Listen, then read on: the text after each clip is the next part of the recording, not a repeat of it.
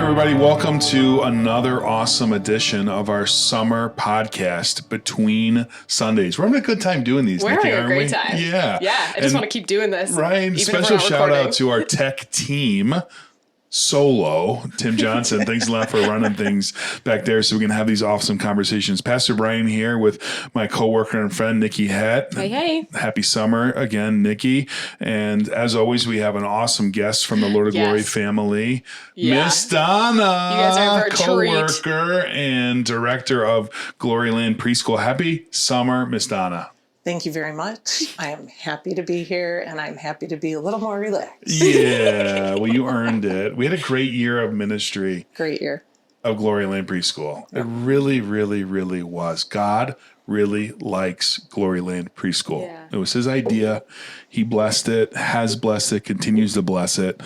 And I want to thank you, Donna, for your leadership. Donna, there's a lot of great preschools in Lake County. And not knocking any of the other ones, because there's good ones. No. And many of them we're on the same team with. But what makes Gloryland unique? I think Gloryland is absolutely a relational place, and it's not just teacher to child. It is family to teacher, to director, to staff, to students, to you, to the staff here at Lord of Glory. It's a very relational place. It's like a home. Yeah. And that's a lot of parents do give me that feedback. Yeah. And it makes it then a really powerful experience for the families who choose Gloryland, because when you choose Gloryland, you are kind of brought into that, right? You're cared for by the director, by the teachers, even by the other parents who look out for the other parents, right? It's amazing. I think of some very difficult moments that families have had personally and how families have rallied around them. Yeah. That just kind of brings us all closer together. It makes us see that, preschool is the number one thing we're doing here. Yeah. But relationally, it is about how we love on each other. Right. And I think we do it really well. Right. Mm-hmm. I agree. And you set the tone for that. Nikki, what do you love about having Gloryland Preschool at Lord of Glory? It's so fun. Right? The cute little kiddos. And the teachers are wonderful. Donna leads it really well. I love watching them come in. Right. Because they just they're so excited to get in their line and say hi to their teachers. And Donna's always there talking with them. And Donna, the way you talk to kids, I've learned a lot from it. You talk to them not in a baby voice. You talk to them with dignity and respect, but on their level. Yeah. And I think there's a lot to learn from that with how we treat little people, God's little people. There is a balance there. Yeah. Right? You don't want to be too baby, but you also don't want to be the crazy, scary grown-up. They're what? They're afraid to walk in the doors. But I would agree. I'm really thankful to God that he's placed me in a place where there is a preschool. Just seeing young ones coming in our building every day. They do bring so much joy and energy most days. Yes. And being with them in chapel is beautiful to see them really, they do love Jesus and love hearing about Jesus, which is great. So fun.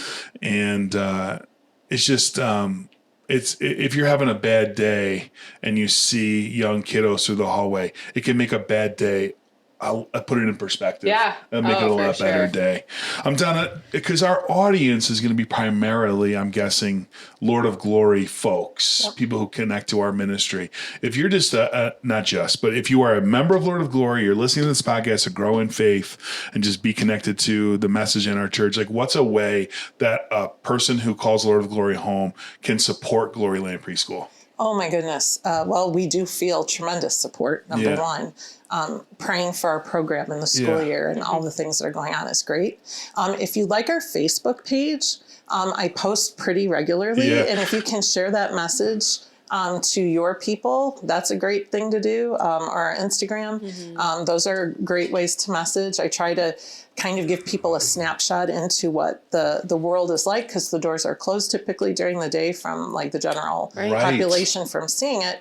But a way to share what's happening is to actually share what's happening on social media. That's great. I also have signs still. If you want to put a sign in your yard, that's really cool. It's actually so fun for me if I'm driving around town to see those signs. Such a sense of community for me. Agreed. But yeah, those would be some great ways to do it. Agreed. I've gone on walks with my wife, and my wife knows where where people live in some of the homes, and she'll be like, "I didn't know they we're Glory Land family, as we're walking, and it's really encouraging to see the signs. So again, those are yard signs that people put in their yard. Just adds visibility, brand recognition. It doesn't cost us anything other than the purchase of the signs. So spreading those around Grayslake, Round Lake is a real blessing. Great things. Absolutely. Okay, Nikki, let's get into our text. Yes. Today we're going to be in Matthew chapter 20. Yep. So let's get going, Nikki. Yeah, it's called the parable of the workers in the vineyard, or the workers paid equally, or Donna, you said The generous giver. that's what we should be calling this. Awesome. All right, we're starting in verse 1. If you have a different translation, that's great, because that means you're going to draw something different out of the text, which we love. All right, let's get going. For the king of heaven is like a landowner who went out early in the morning to hire men to work in his vineyard. He agreed to pay them a denarius for the day and sent them into his vineyard. About the third hour, he went out and saw others standing in the marketplace doing nothing. He told them, "You also go and work in my vineyard, and I will pay you whatever is right." So they went. He went out again about the 6th hour and the 9th hour and did the same thing. About the 11th hour, he went out and found still another standing around. He asked them, "Why have you been standing here all day long, doing nothing?" "Because no one has hired us," they answered. He said to them, "You also go and work in my vineyard." When evening came, the owner of the vineyard said to his foreman, "Call the workers and pay them their wages, beginning with the last one hired and going on into the first." The workers who were hired about the 11th hour came and each received a denarius. So when those came who were hired first, they expected to receive more. But each one of them also received a denarius. When they received it, they began to grumble against the landowner. "These men who were hired last worked only 1 hour," they said, "and you have made them equal to us who have been bore the burden of the work and the heat of the day." But he answered one of them, "Friend, I'm not being unfair to you. Didn't you agree to work for a denarius? Take your pay and go. I want to give the man who was hired last the same as I gave you. Don't I have the right to do what I want with my own money? Or are you envious because I am generous? So the last will be first, and the first will be last." Wow. I love my mom. Yay! And she's a regular churchgoer. And she, whenever this comes up in church, she's like, "I don't like that parable." Really? Yeah, she's like, it doesn't sound fair.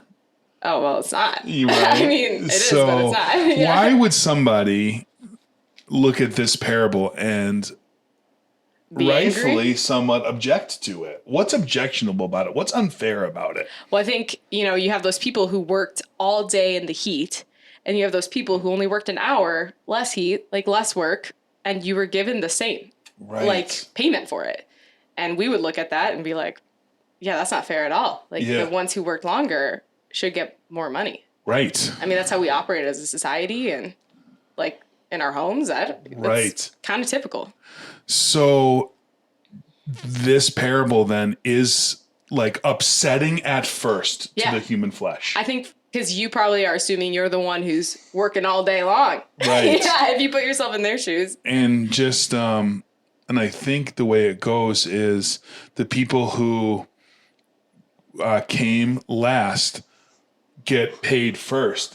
And they get the denarius. So the other people in line are like, "Whoa, they're getting a denarius. So now we're doing a denarius per hour." Yeah. Boom. They were probably starting to do the math. Yeah. This is probably going to be an 8 denarius workday. Yeah. Right. But then they don't get that. Nope.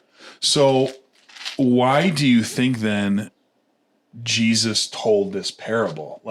What is he inviting us to think? Because Nikki, you've said before on previous editions that these parables are about Jesus telling us the kingdom is coming in me, and this kingdom is going to look a little different. Yep. Right? Way different than you things expect. work differently with me than you might expect. So what's the message from Jesus here? Yeah, I think he's leading us to realize about God and himself that God works on grace, not on merit. He operates completely on grace. And if you have been a Christian your whole life, whether you've been a Christian at the very end, like you're in heaven. And how we should be so excited about that. Yeah. But when you break it down, when we think about like, not just like access to heaven, but the blessings from God in our lives, that can start to get very frustrating. I think it can be a point of tension in faith where it's like, okay, well, God loves me, right? Like that's what I've been told and that's what I believe. Yet he has not blessed me in the same way in the things in my life as other people. What's up with that? Right. And I mean, Donna, you've seen unfairness in preschool is something that you work with a lot of like, hey. It's really funny when you read the Bible and you look at a vision of God our Father to us. I can't help but think of like me as a teacher, my teachers to our students. Like the relationships kind of parallel each other. I'm going to just take one little curveball here, one little turn here. We love it. The very beginning talks about like the kingdom of heaven is like, we're all supposed to pay attention to that. Well, I want to set the stage. Oh boy. Yes. Props. We're talking Vineyard. I'm a preschool teacher. We use visuals. So if you're just listening and not watching, Donna right now has brought props. I have brought props because I actually was walking through some vineyards about 2 weeks ago. Nice. Yeah, I was not working in them. Just so walking. if the kingdom of heaven uses a vineyard as in description, I think that's pretty cool. But also they're referencing work. When I'm thinking of the kingdom of heaven, I pictured the banquet. I picture the line. Yeah. And here we're talking about work. So to manage the work, I brought some of the fruits of the vineyard. I think that's kind of helpful, always in managing the work. But I also think of what gifts we get from the vineyard. Like gifts were bestowed to people in the vineyard, even people that only worked 1 hour. Amazing gifts. God gives amazingly without any thought about how much you've done or how little you've done. He keeps giving those gifts. And I think that's what this parable kind of spoke to me in that. Yeah. He is the ultimate gift giver. And he wants us all on his team. He wants us all in heaven. He wants us to be at that banquet, maybe after we've worked in the vineyard for a while. Yeah. But he wants us at that banquet. Yeah, really nice, Donna. Thanks for that. And you heard Nikki mention earlier that Donna suggested we rename this parable, and I'm on board with that. We've actually already done that once in our dialogues. But instead of the parables of the workers in the vineyard, instead of like in essence putting the focus on them, you're suggesting the focus ought to be here on God. Yeah. And his character. His nature, like his posture toward us, which Donna pointed out, this is a posture of grace. So he's saying, hey, if you want to know how things are going to work with me, this is how things will work with me. We take a grace posture. Yeah. Nikki, you touched on it. I'd like to drill down a little bit because I think it's very applicable. Like, so we've had this observation that people in the line as they're getting the payday start to feel like, whoa, this is unfair. Yeah, it's unfair to me. Right. But it's not just the parable, the workers in the vineyard who sometimes sense unfairness. It's actually 21st century American Christians who can sense unfairness with God's grace. Could you talk about that a little more? Yeah, I think that boils down to like we look around and we see gifts that God's given people, and maybe they're not even like bad desires. Like I think of gifts like the gift of children, the gift of marriage, the gift of having a job that can pay well so that you don't have to worry. Like a gift of security. I don't know. Those kinds of things where it's like you look at that and you're like, that's not bad. Like I would look at someone who's like, well, I want a gift of like a really nice car, and you're like, okay, yeah, like we can deal with that. But when it's things that like aren't bad that you see God giving other people, I think it'd be like a Christian trait that we should strive to have, but I think it's hard to have, is to be happy for others when they get something that you don't. Yep. And we talk about this all the time in middle school ministry. Like it's a huge point of focus in middle school ministry is like, how do you be grateful and happy for your friends when they make the team and you don't? When they get the spot and you don't? Like, how do you be grateful? Because God was generous to them. And sometimes we see that, and I think we think like, oh, that equates our value to God. It never does. Like our value is we are invaluable to God. Like we are priceless. We are his treasure no matter what. But he does choose to bless people differently. It doesn't mean you're less valuable and blessed. Yep. But it is a hard place to be. Like, how do we do that well? We could probably go down this road for a Right. long time because this is very hard to like resolve in a few moments. Right. And I don't think we're going to resolve it. But the reality of our people is that there are times in all of our lives as Christians where we, if I can put your words, if I can give you, put my, I heard you say into my words, like that Christian, it is normal for Christians to see how God has blessed other people and say, in a really almost sanctified way, I kind of wish God had blessed me like that. Yeah. Right? Or why not? Why can't I have that blessing? And you're saying it's not a Lamborghini. These are like, I want for very good sanctified reasons to have that gift too. Right. So then what, and Donna, I'd like to invite you to weigh in on, because I really affirm and respect your Christian maturity, your thoughtfulness. Like, how does the Christian then process that when we see how God has blessed or chosen to bless other people and we maybe don't have those blessings? God hasn't chosen to be gracious to us or as gracious to us. How does a Christian think through that? Well, I think backing it up a little bit, the parable was about the gift of heaven. If that's the only gift we've gotten from God, that's the gift. Yeah. Great start. So Great start. if God blesses us with kids or blesses us with money or doesn't, or, all of a sudden there's health issues or whatever, that is absolutely secondary. Yeah. So you give thanks for all the things you have, big, small. People give thanks for what turmoil actually does to them as a human being.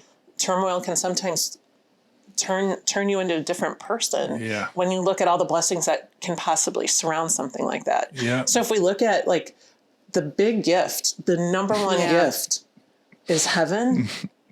Everything else is gravy. Yeah. And if we get it, great. If we don't. And I know that's like very flippant to say, but I think that's the message that's being imparted to us. Yeah. And it's such a great gift that even if you only work an hour, you're going to get it. Yeah.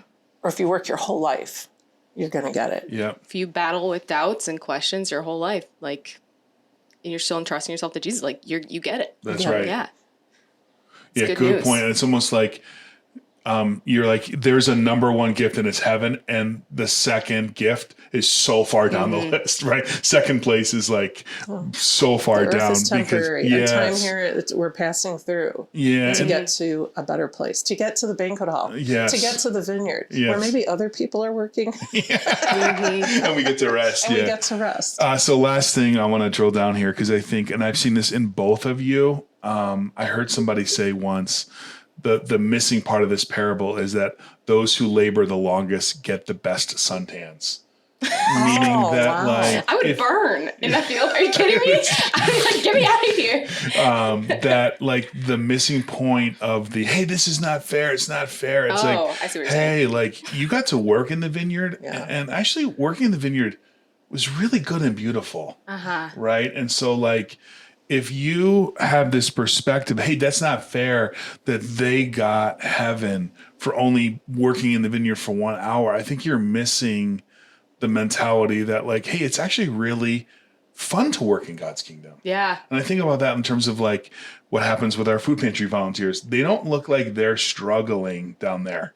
Like, they're having fun down there. Right? Like, so if you're in a posture where you're viewing service in God's kingdom as begrudging submission to God or something, let me encourage you, find a different place to serve, because it's not supposed to be that hard. And I think, like, It's not. Nikki, you have embraced a very unique and challenging vocation, which is pouring into middle schoolers and high schoolers. And you have viewed that as, this is a blessing that I get to do this, right? Not to say that every day is rainbows and lollipops, because I know it's not, but you do that. Donna, same with you, which is like, you're taking on this challenge of shepherding God's gift of glory land. It's not every day easy, but I get the sense more days than not that you're like, I'm really thankful I get to work in the vineyard in this way at this time of my life. Can I share with you, at the end of the school year, I meet with all my teachers individually, just kind of recap, see what's in their plans, give them a little evaluation. This year we took our theme song, Count Our Blessings, and I counted my blessings with them. So the evaluation form was just how they blessed Gloryland for the year. And when I sit and talk with them, they constantly talk about what a wonderful place this is to work, no matter what is going on in their world, to come here and affect little children in their lives. It's just a blessing. You take your hat off of whatever is bothering you at home or wherever else brings you, and you come here and you just immerse yourself in the goodness of helping children. Mm-hmm. And every single teacher has equated that this year. It's awesome. Yeah. That's awesome. And actually, as I think about like Gloryland as a workplace, and not to say that if you're having experiencing trauma in your life, that it's wrong to go to work or to not go to work. Like it's sometimes appropriate to do that. Mm-hmm. But like there's been multiple examples of folks for whom working at Gloryland in the midst of personal trauma has been a blessing to them. Yes. Right. Oh my goodness. And particularly this year. Right. Correct. And so like, it's almost like I need that space. Yeah. Like I need to be in the vineyard because working in the vineyard is such a blessing. That's something I learned in my time here is like, sometimes I'm like, oh, you're going through this. Don't come and volunteer. And they're like, no, Nikki, I have to come volunteer. Like, I really need this. This is good for me. Yeah. Yeah, I need to be in the vineyard. And you almost feel like I'm really glad I've been in the vineyard longer because you get the blessings of it. Yeah. Right. And that's the Holy Spirit working in like 10th gear because that is not a human response to trauma, to tragedy, to ugly things that are happening. That's right. That is God saying like, give out and you will be given back. Mm-hmm. Yeah, that is a kingdom of God thing, uniquely. Yeah, absolutely. Yep. Mm-hmm. All right. Well, hey, thanks for an awesome conversation. Can I give 2 practical tips? I would love it. Because just like if someone's listening and they're like, okay, but I'm still like angry that I don't have this in my life. Please. Like, just want to talk to you guys. Yep. Like, I think what's helpful is like widen your gaze. So help yourself widen your gaze on your blessings. Kind of what you touched on that. Like there are other things in your life that God is blessing you with. Mm-hmm. And to do that, like sit in the arms of the Savior. Like don't run from him. Bring your questions, bring your sorrows, but sit with him. Wow, that's great. Widen your gaze, meaning you're so focused on that thing, but see around it. Mm-hmm. See it in addition to it. Great. Yep. So that was number 1. That's it. That's all I got. Okay, that was a great number 1. I will add to that. Please. The concept of gratitude. Yeah. Yes. Gratitude it's a healing thought process. Yeah. Like before you go to bed, because typically we marinate the bad things that have happened during the day. Marinate the blessings. Find 3 blessings of your day, no matter what they were. You know, maybe you drove to and from all your places and no one touched your car. Like that's a blessing. And sometimes we take that also for granted, but find your blessings because when you keep looking at the blessings, you'll see God. Yep. And then maybe you can pull your gaze back to really realize that number 1 connection is to be part of God's family, to be inheriting the kingdom of heaven. That those are the big blessings from our very generous giver. Mm-hmm. Yeah. You're giving yourself that opportunity to have and hear hope and comfort from Jesus. Yeah. You do that. Yeah. Mm-hmm. Thanks for that.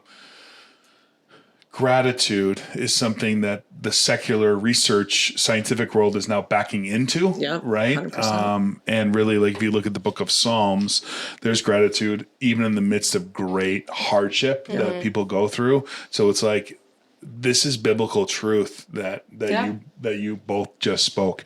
Let me close with a story. When I served the church in Michigan, I got to do an 11th hour baptism. Like a senior citizen, friend of a friend who like had started to come around to who Jesus was late in his life, but was never baptized. And so I did a series of visits and then finally got him to the point of like accepting baptism and what it meant. And so, I mean, he was near death. And so this was in the nursing home. And, you know, like some nursing homes, if they're high care facilities, actually have like, sinks and restrooms in the room, almost like a hospital room. Mm-hmm. So I found a Dixie cup, went to that sink, got water, baptized him in his bed, you know, and he died soon after. And so like, it's a powerful moment. Like he's in the kingdom, right? It'll see him again. And Well, hey, thanks for an outstanding conversation, wonderful. Nikki. Really great. Donna, really treat to have you with us. Thank you for inviting me. Yeah, thanks for bringing props. Turn off the camera. Let's open it up. Thanks a lot, everybody. Have a great week. Bye. Bye.